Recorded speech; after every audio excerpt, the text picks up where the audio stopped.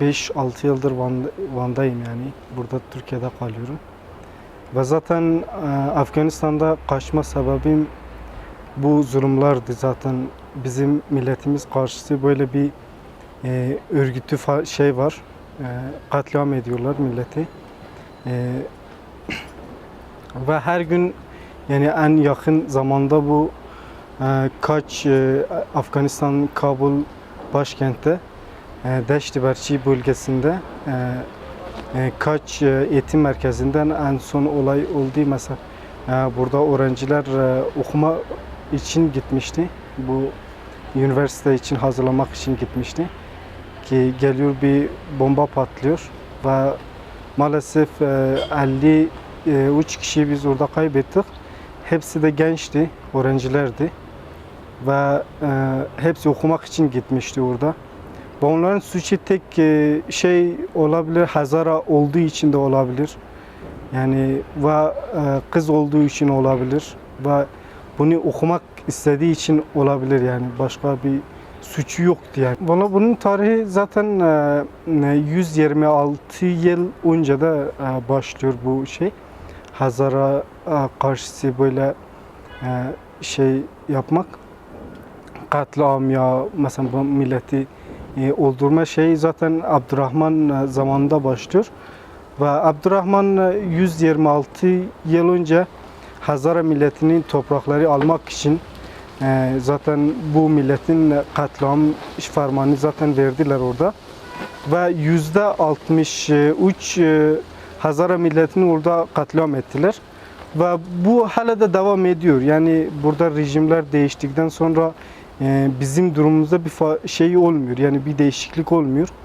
Eski devlette de mesela bizim milletimiz hastanede öldürdüler, okulda öldürdüler, yolda öldürdüler. Yani fazla pek bir değişimlik olmadı. Yani şu anda hala devam ediyor maalesef.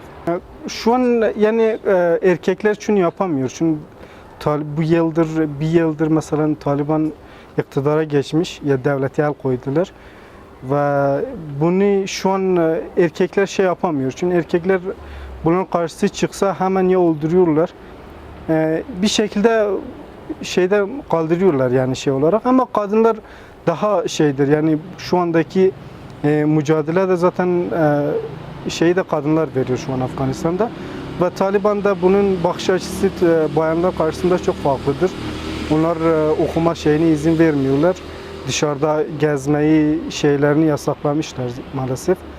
Ve şu an yani zaten biliyorsunuz durumlar pek iyi değil yani şu an şey olarak. Ama Hazara karşısında bakış açısı daha farklıdır. Yani şu an zaten her gün katliam ediyorlar. Ondan öncesi de zaten bu bomba bırakma bunlar şeylerin hepsi Taliban'dan gelmiş. Yani ondan önce de bunlar vardı yani şeydi. Biz Hazaralar sürekli bu soykırım tehdit altındayız ve bunu durdurmasını istiyoruz ve bugüne kadar bütün olayları şey olduğu sürece bunlar incelenmemiş. Kim yapıyor bunu, neden yapıyor ve dünya da buna sessiz kalıyor. Yani bu zulüm karşısında sessiz kalıyor. Ve biz de bu sesimizi çıkartmak için bugün buradayız ve dünyanın Birleşmiş Milletler'den istediğimiz budur ki bunu tarafsız bir şekilde incelensin.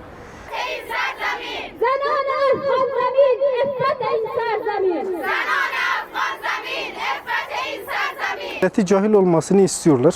Yani onlar işini arıyor. Millet ne kadar bilinçli olduktan sonra, okuduktan sonra zaten kendi hukuklarını, haklarını farkında olurlar. Ve Taliban tabii ki bunu istemiyor. Çünkü bir diktatör şey olduğu için, tek milleti olduğu için bunu pek hoşuna gitmiyor. Ve kendileri de zaten fazla böyle okumamış insanlardır. Hep hayatını bakınca hep savaştan yani küçükken bunlar savaşa gitmiş ve hala o yaşama tarzını devam ediyorlar onlar. Yani onlarla böyle okuma şey zaten terstir. Ve onlar da evdedirler. Yani mesela benim kız kardeşim bu sene üniversiteyi geçecekti. Bu iktidar değiştikten sonra maalesef onlar da hepsi evde kaldı. Yani okuyamadı işin doğrusu. Ve bu durumda biz de çok rahatsızız. Hazaralar bugün 91 ülkelerde zaten dışarıda çıkmışlar. Yani sesini dünyada şey yapmak istiyorlar. Yani sesini duysunlar diyor. Ve bu katliamını durdurmasını istiyoruz. Yani genelde. Ve biz kendi ülkemizde, kendi toprağımızda özgür ve güvenli bir şekilde yaşamamızı istiyoruz. Yani her gün bizim okulda rahat bırakmaması ve onların yaptıkları cezasız kalmasın ve adalet yerine bulsun.